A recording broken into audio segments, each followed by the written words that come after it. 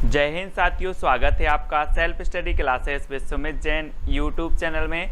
दोस्तों एमपीजीके का वीडियो शुरू होने वाला है, तो सभी लोग सबसे पहले तो लाइव आ जाएं और वीडियो को सभी लोग लाइक कर दें। ठीक है, रोज की तरह आज भी मैं फनी ट्रिक बताऊंगा आपको और मध्य प्रदेश का जितना भी सामान्य ज्ञान है पूरा सामान्य ज्ञान ट्रिक से याद करवाऊंगा। बहुत सारे वीडियो मैंने अपलोड कर दिए हैं, तो वो वीडियो जरूर देखें। मध्य प्रदेश सामान्य ज्ञान, MP PSC, MP SI, MP jail प्रहरी, एमपी पुलिस, एमपी पटवारी, सभी एग्जामों में काम आने वाला है।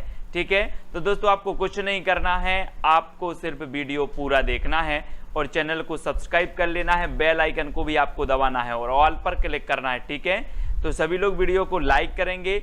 स्टार्ट करेंगे दोस्तों। आज का ये टेस्ट आपका ये मध्य प्रदेश है। मध्य प्रदेश को आज हम कैसे पढ़ाएंगे वो भी हम आपको बता दें। सबसे पहले आपका टेस्ट लेंगे, उसके बाद ट्रिक बताएंगे और फिर मैप से समझाएंगे कि वो चीज़ है कहाँ मध्य प्रदेश में। ठीक है, तो सारी चीज़ें आपको क्लियर होने वाली हैं। स्टार्ट करेंगे दोस्तों आज का ये वीडियो। सबसे पहले तो आपको बताना है कि बालाघाट किस नदी के किनारे स्थित है। जी हाँ दोस्तों, ये वही बालाघाट है जिसे मैग्नीज नगरी कहा जाता है ना। तांबा सर्वाधिक यहाँ पर जो है उत्पादित किया जाता है और यहाँ पर तांबे की बड़ी खदान है मलाज खंड। ठीक है, तो याद रखना है। और ये बालाघाट किस नदी के किनारे स्थित है, जल्दी से बताना है। तो 4 विकल्प हैं, 2 सेकंड आपको बताना है। तो आपका बिल्कुल सही आंसर क्या हो जाएगा, आपने चयन किया है उत्तर बैनगंगा।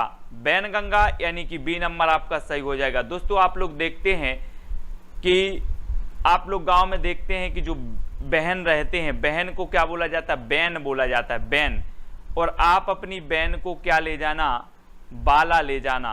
क्या ले जाना, बैन को बाला, या फिर ऐसे भी बोल देते हैं बैन बाला आ गया, है ना। जब स्कूल जाते हैं बच्चे ना तो बोलते हैं बैन बाला आ गया, है ना। तो वो ही है बैन बाला। तो बालाघाट, बाला से बालाघाट और बैन से बैनगंगा। ठीक है, तो ये बालाघाट बैनगंगा नदी के किनारे स्थित है, इसको याद रखेंगे। ठीक है, और ये है दोस्तों आपका बालाघाट, है ना, बालाघाट है। और यहां से निकलती है कौन सी, बैनगंगा नदी। सिवनी के कौन से, रजोला ताल मुंडारा सिवनी से निकलती है। मुंडारा गांव के पास रजोला ताल है, यहां से निकलती है सिवनी से कौन सी नदी, बैनगंगा नदी। और ये है आपका मैप में देखो सिवनी यहां से निकलती है ना। और ये बालाघाट है और ये बालाघाट बैनगंगा नदी के किनारे स्थित है। तो ऐसे आपको याद रखना है। दोस्तों झाड़ीदाहा जलप्रपात किस नदी पर बना है, झाड़ीदाहा जलप्रपात बताना है। 4 विकल्प हैं, 2 सेकंड भी आपको दिए जाते हैं। और एक चीज बताना दोस्तों कि आपने देखा होगा, सुना होगा नाम चंबल के डाकू। चंबल के डाकू सुना है नाम। तो चंबल के डाकू काय के पीछे लोग छिपे रहते हैं, झाड़ियों के पीछे चंबल के डाकू छुपे रहते हैं। तो ये झाड़ीदाहा जलप्रपात किस नदी पर होगा, किस नदी पर होगा, चंबल, क्योंकि चंबल के डाकू झाड़ियों के पीछे छिपे रहते हैं और चंबल नदी आपका बिल्कुल सही हो जाएगा। ठीक है, तो दोस्तों यहां से निकलती है, महू के निकट चंबल नदी निकलती है जाना पाव की पहाड़ी से। ठीक है, यहां से होती हुई ये जाती है और यहाँ पर मंदसौर में ये गांधी सागर यहाँ पर डैम बनता है, राणा सागर, जवाहर सागर डैम बनता है। फिर यहाँ से होती हुई कोटा बैराज और यहाँ से होती हुई यमुना में मिल जाती है, काय में, यमुना में। ठीक है, तो ये यमुना की सहायक नदी है चंबल, ये चीज भी आपको याद रखनी है ना। नेक्स्ट आपको बताना दोस्तों मध्य प्रदेश की दूसरी सबसे बड़ी नदी कौन सी है।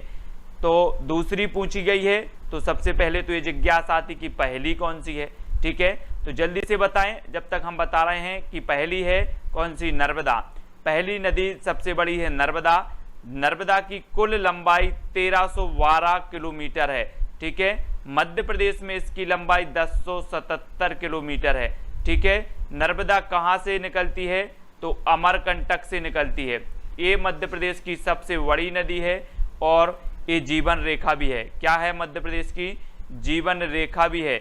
और ये अरब सागर में खंबात की खाड़ी में गिरती है। कौन सी में, खंबात की खाड़ी में गिरती है। और ये क्या नहीं बनाती, डेल्टा नहीं बनाती। तो ये चीज भी आपको याद रखनी है। ठीक है, तो ये तो हुई नर्मदा नदी दोस्तों। अब बात करते हैं हम दूसरी सबसे बड़ी नदी। तो दूसरी सबसे बड़ी नदी कौन सी है, चंबल नदी।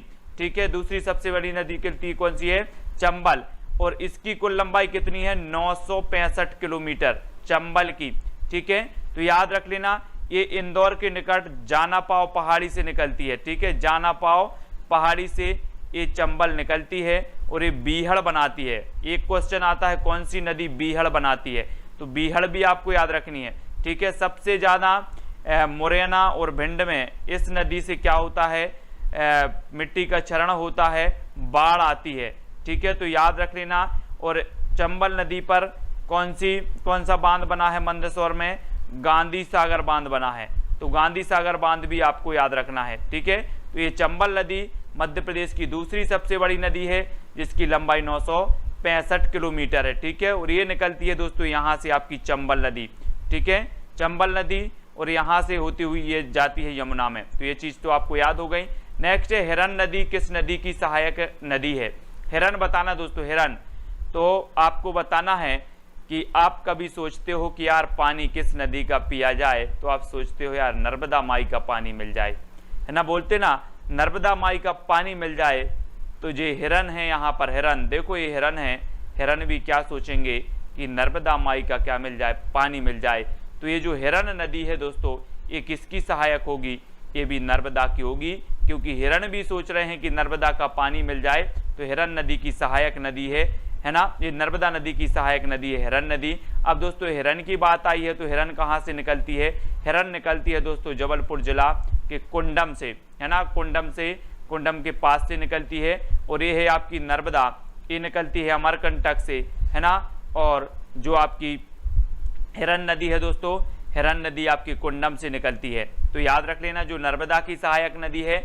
बात कर लेते हैं जोहिला नदी किस नदी की सहायक नदी है। जोहिला नदी नर्मदा की है, ताप्ती की है, बैनगंगा की या फिर सोन की है, तो जल्दी से बताओ।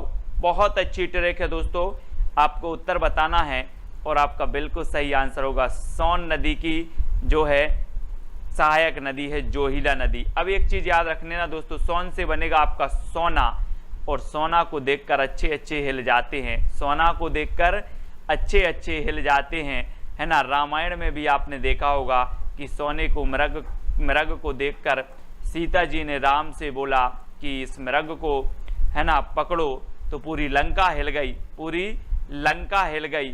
ठीक है, और सोने को जब आप देखते हो तो आप भी हिल जाते हैं, कहीं सोना आपको डला मिल जाए तो आप हिल जाओगे, है ना, कि इतना सारा सोना कहाँ से आ गया। तो जोहिला नदी इस सोन नदी की सहायक नदी है। अब दोस्तों बात आई है सोन नदी की, तो सोन नदी कहाँ से निकलती है, ये निकलती है आपकी कहाँ से, अमरकंटक से सोन नदी। और ये डायरेक्ट जाकर के दोस्तों यहाँ पर मिलती है गंगा नदी में, है ना। मध्य प्रदेश की एकमात्र ऐसी नदी है जो डायरेक्ट गंगा में मिलती है या गंगा की सहायक नदी है ना। और इसमें एक बांध बना है दोस्तों, बाण सागर बांध। बाण सागर में आपको कई बार याद करा चुका हूं कि सोने के मृग को क्या मारा, बाण मारा, सोने के मृग को बाण मारा, तो सोने को मृग को बाण मारा तो सोने का मृग क्या होगा, अमर। तो अमरकंटक से निकली सोन नदी, लेकिन बाण मारा तो बाण सागर बांध भी कैसे कौन सी नदी पर होगा, सोन नदी पर। ये कई बार पूछा गया बाण सागर बांध। याद रखना मध्य प्रदेश का सबसे बड़ा जलप्रपात कौन सा है, मध्य प्रदेश का सबसे बड़ा जलप्रपात बताना है तो कौन सा है सबसे बड़ा। 4 विकल्प हैं, 4 में से आपको चयन करना है और फिर मैं आपको बताऊंगा कि जो सबसे बड़ा जलप्रपात है वो कौन सा है।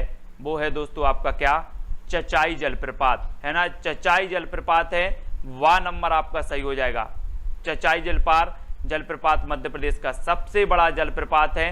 ठीक है, बीहड़ नदी पर बना है। कौन सी नदी पर बना है, बीहड़ नदी पर बना है। ठीक है, कहां पर बना है, तो ये रीवा में बना है। ठीक है, रीवा में बीहड़ नदी पर बना है और ये भारत का 23वां सबसे बड़ा क्या है, जलप्रपात है भारत का। ठीक है, तो ये चीज भी याद रखनी है। बात कर लेते अप्सरा की, तो दोस्तों अप्सरा ये कहां पर है, पचमढ़ी में है अप्सरा, क्योंकि पचमढ़ी क्या है, हिल स्टेशन है और अप्सराएं बहुत जाती हैं पचमढ़ी में, तो ये अप्सरा जलप्रपात भी पूछा जाता है। तो ये कहां पर है, पचमढ़ी में। ठीक है, ये कपिलधारा जलप्रपात भी जो है आपकी नर्मदा नदी पर बनता है। ठीक है, नर्मदा नदी पर, और ये धुआंधार भी नर्मदा नदी पर बनता है। तो ये जलप्रपात है, लेकिन चचाई जलप्रपात मध्य प्रदेश का सबसे बड़ा जलप्रपात है। ठीक है ना। तो याद करेंगे दोस्तों, ये है आपका रीवा और यहाँ पर है बीहड़ नदी और चचाई जलप्रपात यहीं पर है रीवा में। नेक्स्ट है दोस्तों सैलाना अभ्यारण्य कहाँ पर स्थित है, सैलाना, है ना।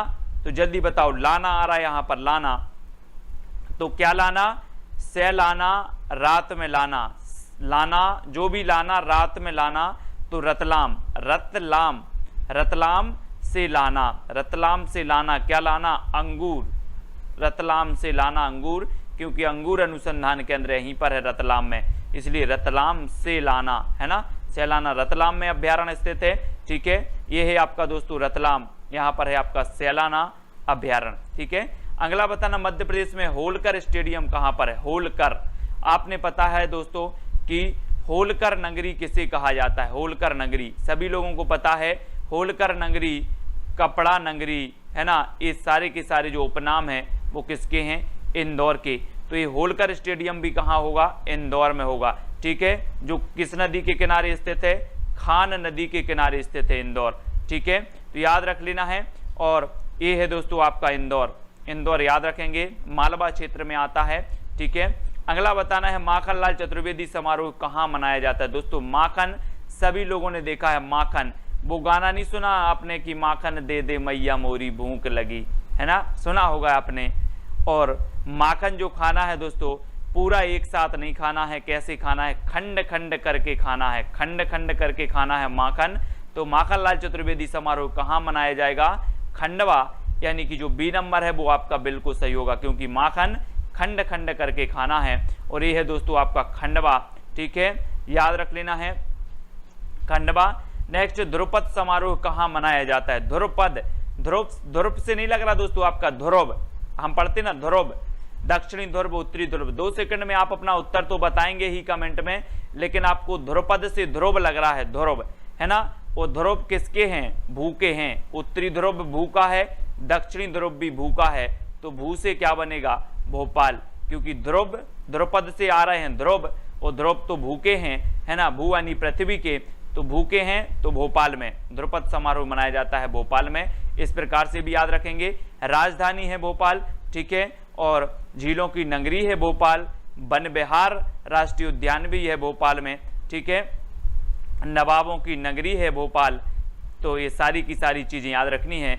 मोहम्मद गौस का मकबरा स्थित है, तो कहाँ पर स्थित है, मोहम्मद गौस का मकबरा कहाँ स्थित है।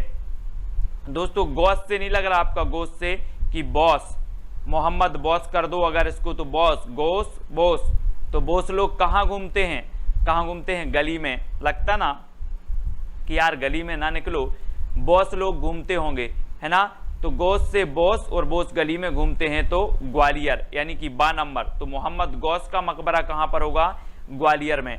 ठीक है, तो ये चीज याद रखनी है दोस्तों, ये है ग्वालियर, बहुत ही प्रसिद्ध यहाँ पर स्थान है। सबसे पहला तो यहाँ भारत का जिब्राल्टर यानी कि किला है ग्वालियर का, जिसे सूरज सेन ने बनवाया था। किसने, सूरज सेन ने बनवाया था। यहाँ पर सास बहु मंदिर है, कौन सा मंदिर है, सास बहु मंदिर है। और यहाँ पर दोस्तों गुजरी महल भी है, कौन सा महल भी है, गुजरी महल है ग्वालियर में। बहुत सारी चीजें हैं, मैं आपको बताता जाऊंगा।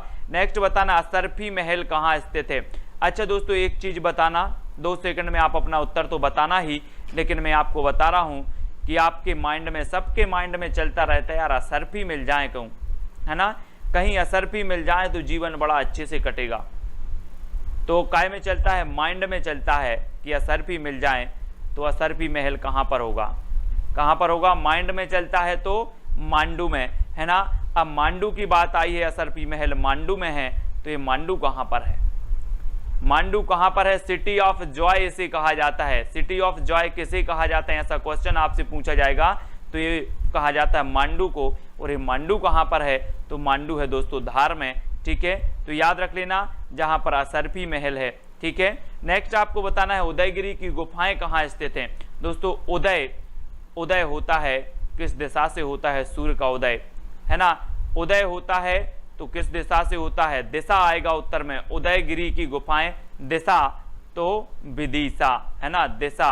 अगर उदय अपन बोलते हैं ना सूर्य किस दिशा से उदय होता है, दिशा से, तो उदय की बात आ रही है मतलब दिशा उत्तर में आएगा, तो दिशा।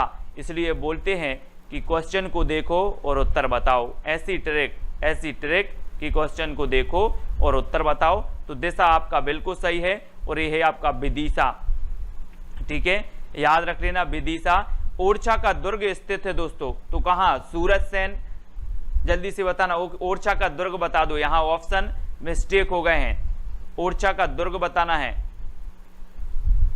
ओरछा का दुर्ग किसने बनवाया था? क्वेश्चन ए है दोस्तों, ओरछा का दुर्ग किसने बनवाया था, ए आपसे पूछा गया है ना। स्थित है यहां पर आ गया, तो स्थित तो हम आपको बता दे रहे हैं कि स्थित कहां पर है, टीकमगढ़ में है, ठीक है, टीकमगढ़ में है। लेकिन ये किसने बनवाया था, किसने बनवाया था?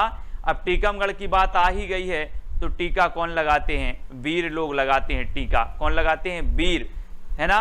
तो ओरछा का किला टीकमगढ़ में है और टीका वीर लोग लगाते हैं, तो किसने बनवाया था? वीर सिंह ने, वीर सिंह देव ने, है ना। टीकमगढ़ ओरछा का किला बनवाया था, बी नंबर, है ना। और ये है दोस्तों आपका टीकमगढ़, ठीक है। यहाँ पर ओरछा का किला है, टीकमगढ़ में वीर सिंह देव ने बनवाया था। तेली का मंदिर कहाँ पर स्थित है दोस्तों? 15 का उत्तर हमें बताना है, तेली का मंदिर, है ना। तो कभी आप तेल लेके आते हो, तेल लेके आते हो और तेल आपका कहाँ गिर जाए? गली में गिर जाए, तो आप क्या बोलोगे? तेल गली में गिर गया। तेल कहाँ गिर गया? गली में गिर गया। तो तेली का मंदिर कहाँ होगा? गली मतलब ग्वालियर, है ना, ग्वाली, है ना, तो ग्वालियर गली। तो तेल कहाँ गिर गया?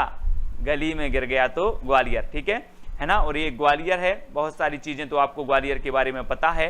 पेशवा बाजीराव की समाधि कहाँ पर स्थित है? पेशवा बाजीराव दोस्तों एक चीज बताना, मैंने आपको याद भी करवाया है कि बाजी, मेंढक और खरगोश में कौन जीतेगा? बाजी कौन जीतेगा? मेंढक और खरगोश में, तो कौन जीतेगा? खरगोश। तो बाजी जब खरगोश जीतेगा तो बाजीराव का समाधि कहां पर स्थित होगी? खरगोश यानी खरगोन, खरगोश यानी खरगोन, बाजी, है ना। बाजी कौन मारेगा? खरगोन, खरगोश, ठीक है। सा नंबर आपका बिल्कुल सही होगा, खरगोन, ठीक है। इस प्रकार से कपास अनुसंधान केंद्र स्थित है यहाँ पर। कौन सा है? कपास अनुसंधान केंद्र, है ना। और इसको हम याद करते हैं दोस्तों खरगोश से, खरगोश से याद करते हैं क्योंकि बाजी भी खरगोश मारता है ना। और कपास जो होता है वो भी कैसी रहती है? खरगोश के जैसी सफेद रहती है। तो कपास अनुसंधान केंद्र भी कहाँ पर होगा? खरगोन में, है ना। और बाजी जो पेशवा है ना, पेशवा बाजीराव, इनका भी समाधि स्थल कहाँ पर होगा? खरगोन में, ठीक है। ऐसे याद रखेंगे। नौखंडा महल स्थित है, तो कहाँ पर स्थित है दोस्तों? जैसे अगर आप आपके किसी दोस्त का नौखंडा महल बन गया, तो आप क्या बोलोगे? यार इतना बड़ा महल बनवा दिया, चांद पर जाना है क्या? इतना बड़ा नौखंडा महल बनवा दिया, चांद पर जाना है क्या? ऐसे बोलोगे ना। तो नौखंडा महल कहाँ पर होगा? चांद पर जाना है तो चंदेरी। वो बोलेगा यार चांद पर जाना नहीं, चांद को देखना है ना। चांद को देखना है नौखंडा महल से, तो नौखंडा महल चंदेरी में है ना। और ये है दोस्तों आपका अशोकनगर। अशोकनगर में है स्थित कौन सा? चंदेरी। चंदेरी की साड़ियाँ बहुत प्रसिद्ध हैं। चंदेरी में जागेश्वरी देवी का मंदिर भी लगता है, ठीक है ना। और जौहरी कुंड भी यहाँ पर है, जौहर कुंड भी चंदेरी में है।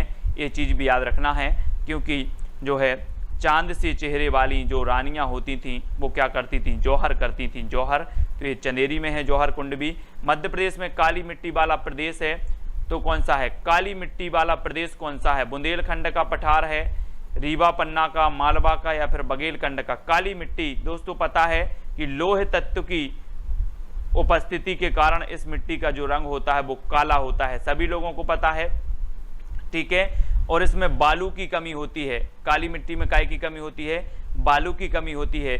और ये कहाँ पर पाई जाती है? मालवा में, क्योंकि काली मिट्टी से माल बहुत उपजाऊ है ना, उपजता है, माल बहुत उपजता है काली मिट्टी से, इसलिए माल तो मालवा आपको पता है बहुत उपजाऊ होती है काली मिट्टी, और इसमें माल बहुत उपजता है दोस्तों। जैसे धान आप गेहूं बो दो तो इसमें बहुत सारा गेहूं निकलेगा, यानी कि माल बहुत निकलेगा, तो मालवा, काली मिट्टी वाला प्रदेश है मालवा।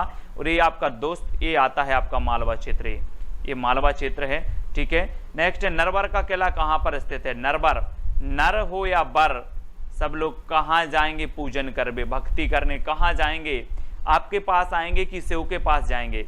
चाहे वो नर हो या वर हो, सभी कहाँ जाएंगे? शिव के पास। इसलिए नरवर का किला भी कहाँ पर होगा? शिवपुरी में, ठीक है, याद रखेंगे। शिवपुरी के बारे में मैं बहुत सी चीजें आपको बता दे रहा हूं कि शिवपुरी में दोस्तों है ना सांख्यराजे सिंधिया का समाधि स्थल है ना, तात्या टोपे का समाधि स्थल है शिवपुरी में, है ना, तात्या टोपे का समाधि स्थल है। और शिवपुरी की बात करें तो ये मध्य प्रदेश का प्रथम पर्यटन नगर भी है। क्या है? पर्यटन नगर भी है मध्य प्रदेश का शिवपुरी, है ना, तो इसको याद रखेंगे, शिवपुरी को भूलना नहीं है। बैजू बावरा की समाधि स्थित है, तो कहां पर स्थित है दोस्तों? बैजू बावरा, मैंने आपको याद करवाया है कई बार कि बैजू बावरा हुआ काय के लिए? चांद के लिए। बैजू बावरा हुआ चांद के लिए, तो बैजू बावरा का समाधि स्थल कहां होगा? चंदेरी। कहां पर होगा? चंदेरी, यानी आ नंबर आपका बिल्कुल सही हो जाएगा, चंदेरी में। ठीक है, आ नंबर सही है। और ए है दोस्तों आपका अशोकनगर, चंदेरी। और अब आपकी बारी है चैलेंज प्रश्न की, जिसका उत्तर आपको बताना है रानी दुर्गावती की समाधि कहां पर स्थित है।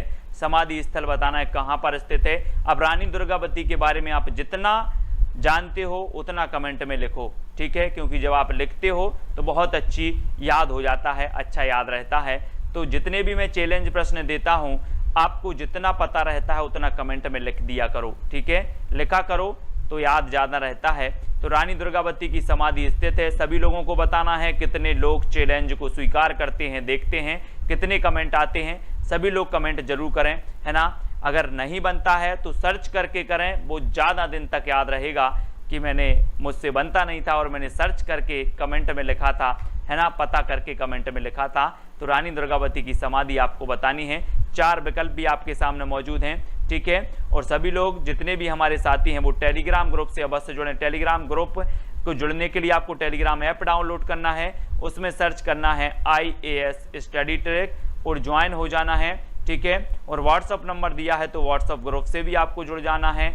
इंस्टाग्राम में सर्च करना है self study classes Sumit Jain, ठीक है। फेसबुक में self study classes with Sumit Jain Facebook page है और सुमित जैन सर्च कर लेना फेसबुक पे, है ना।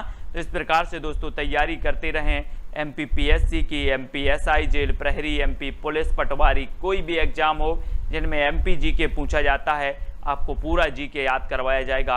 आप इसी तरह से पिछले वीडियो जरूर देखें। पिछले वीडियो मैंने बहुत सारा GK याद करवा लिया और फनी ट्रिक से बताया, खेल खेल में आपको GK याद करवाया और ऐसे GK याद करवाया कि आप कभी भूल ही नहीं सकते दोस्तों, है ना। वीडियो कैसा लगा कमेंट के माध्यम से बताएं, वीडियो को लाइक करके शेयर अवश्य करें। आज के वीडियो के लिए बस इतना ही। जय हिंद।